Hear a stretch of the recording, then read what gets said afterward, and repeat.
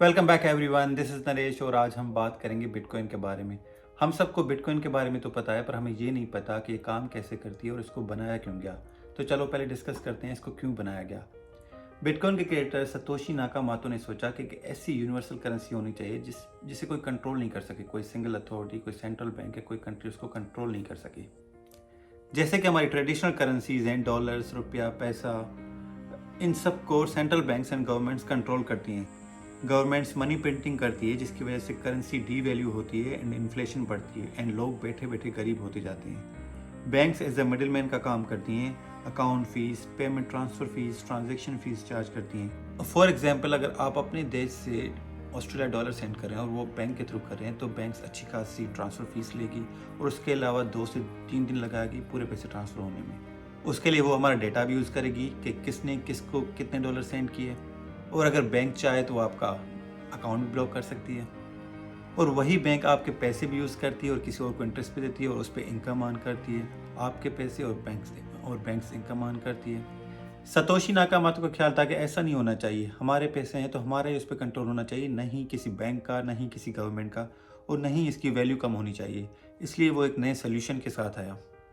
31 अक्टूबर 2008 को Satoshi Nakamoto ने एक वाइट पेपर पब्लिश किया जिसका नाम था bitcoin peer to peer electronic cash system, जिसमें उसने बिटकॉइन और ये कैसे ऑपरेट करेगा उसके बारे में बताया, जिसमें पीछे बताए गए सभी प्रॉब्लम्स का उसने सोल्यूशन दिया। 3 जनवरी 2009 को सतोशी ने पहला बिटकॉइन माइन किया एंड 12 जनवरी को बिटकॉइन की पहली टेस्ट ट्रांजैक्शन की। सतोशी ने हल्फनी नाम के बंदे को 12 BTC ट्रांसफ़र किए और उसके बाद बिटकॉइन की माइनिंग शुरू हो गई।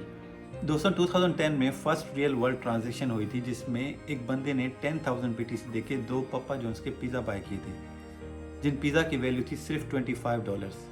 अगर वो आज BTC उसके पास होते तो उसकी वैल्यू मिलियंस ऑफ डॉलर्स की होती। बिटकॉइन कम्युनिटी हर साल उस डे को पिज़्ज़ा डे के नाम से सेलिब्रेट करती है। खैर, अब डिस्कस करते हैं बिटकॉइन काम कैसे करता है। बिटकॉइन ब्लॉकचेन टेक्नोलॉजी पे बनाया गया है और ये पेयर टू पेयर नेटवर्क पे काम करता है। अब ये ब्लॉकचेन टेक्नोलॉजी और पेयर टू पेयर नेटवर्क क्या है, पहले डिस्कस करते हैं peer to peer network. Peer to peer network कहते हैं जिसमें 2 या 2 से ज़्यादा कंप्यूटर्स आपस में कनेक्टेड हों और डेटा शेयर कर रहे हों। बिटकॉइन की जितनी भी ट्रांजैक्शंस होती हैं इन कंप्यूटर्स पे कोडेड लैंग्वेज में सेव हो रही होती हैं और एक दूसरे के साथ शेयर हो रही होती हैं। ये कंप्यूटर्स पूरी दुनिया में मौजूद हैं और एक दूसरे के साथ कनेक्टेड हैं, जिसे बिटकॉइन नेटवर्क कहते हैं। जितनी भी बिटकॉइन की ट्रांजैक्शंस होती हैं वो इन कंप्यूटर्स पे सेव हो रही होती हैं और सभी के साथ शेयर हो रही होती हैं। अब बात करते हैं ब्लॉकचेन टेक्नोलॉजी के बारे में। बिटकॉइन नेटवर्क पे जितने भी सिस्टम हैं वहाँ पे ब्लॉकचेन के सॉफ्टवेयर्स इंस्टॉल्ड हैं। उन सॉफ्टवेयर्स में ब्लॉक्स हैं, अगर बिटकॉइन की कोई भी ट्रांजैक्शंस होती है वो उन ब्लॉक्स में सेव हो जाती है। फॉर एग्जांपल, मैंने आपको BTC भेजे तो वो उन ब्लॉक्स में वो ट्रांजैक्शन सेव हो जाएगी, मेरी आईडी के साथ, आपकी आईडी के साथ, कितने BTC भेजे, कब भेजे, कितने बजे भेजे, डेट एंड टाइम सबके साथ सेव हो जाएगी। आपने अगर वो BTC किसी और को सेंड किए हैं तो दूसरा ब्लॉक बन जाएगा, उसमें वो पूरी डिटेल्स आ जाएंगी। अगर वो किसी और ने किसी और को सेंड किए हैं तो फिर तीसरा ब्लॉक बन जाएगा। जैसे ही एक ब्लॉक क्रिएट होता है वो सिस्टम बिटकॉइन नेटवर्क पे कनेक्टेड सारे सिस्टम्स को वो डेटा शेयर कर देता है। अगर इन केस कोई भी सिस्टम हैक हो जाता है तो फिर डेटा सारे सिस्टम्स में मौजूद होगी। और ये सिर्फ 1 या 2 सिस्टम्स नहीं है, ये मिलियंस में सिस्टम्स हैं जो पूरी दुनिया में मौजूद हैं। अब मैं आपको रियल एग्जांपल के साथ समझाता हूँ कि कैसे। जैसे आप फॉर एग्जांपल आप US में रह रहे हैं और मैं ऑस्ट्रेलिया में रह रहा हूँ।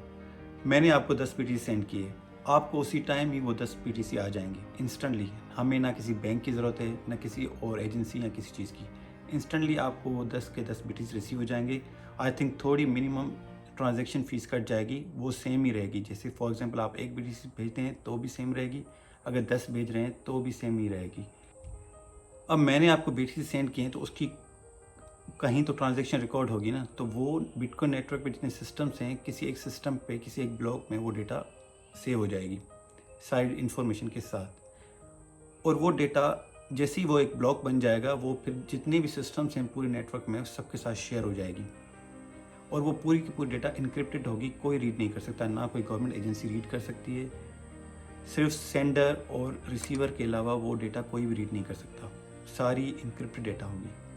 और एक बार जो ट्रांजैक्शन हो गई वो रिवर्स नहीं हो सकती, वो कोई भी उसको चेंज नहीं कर सकता। ये एज अ प्रूफ है, अगर आपने किसी को BTC सेंड कर लिए तो ये पॉसिबल नहीं है कि वो आप ये किसी भी तरीके से वापस ले सकें। फॉर एग्जांपल अगर आप बैंक में आप गलती से किसी को पैसे सेंड कर देते हैं तो बैंक फिर भी वो पैसे उसके अकाउंट से रिकवर कर सकती है, पर यहाँ पे आप रिकवर नहीं कर सकते हैं। आपके वॉलेट में कितने भी BTC हैं वो सिर्फ आपको पता है, और अगर आप किसी को बताते हैं तो उसको पता है, बाकी किसी और को पता नहीं चल सकता।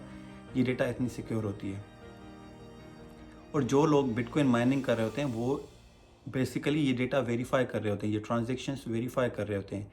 जो सिस्टम ट्रांजेक्शन वेरीफाई कर लेता है उसको इन रिटर्न बिटकॉइंस मिलते हैं, और ये कोई इंसान वेरीफाई नहीं करता, पर ये पावरफुल सिस्टम्स होते हैं जो वेरीफाई कर रहे होते हैं, और ये ऑटोमेटिक मैथमेटिकल पजल्स के थ्रू वेरीफाई हो रही होती हैं, और इसी तरह से न्यू बिटकॉइन जनरेट हो रहे होते हैं।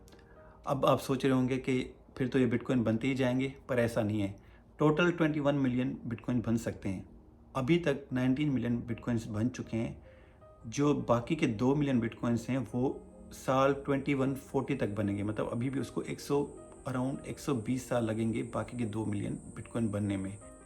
लिमिटेड सप्लाई होने की वजह से वैल्यू कम होने के चांसेस बहुत ही कम है, इवन वैल्यू बढ़ने के चांसेस ज़्यादा हैं। सतोशी नाकामोटो जो इसका क्रिएटर है, आज तक किसी को पता नहीं चल पाया कि ये कौन है और ये कहाँ रहता है, ये एक बंदा है या एक ग्रुप है। ये 21st सेंचुरी की सबसे बड़ी मिस्ट्री है कि ये बंदा आखिर है कौन। आज के लिए इतना ही। Thank you so much.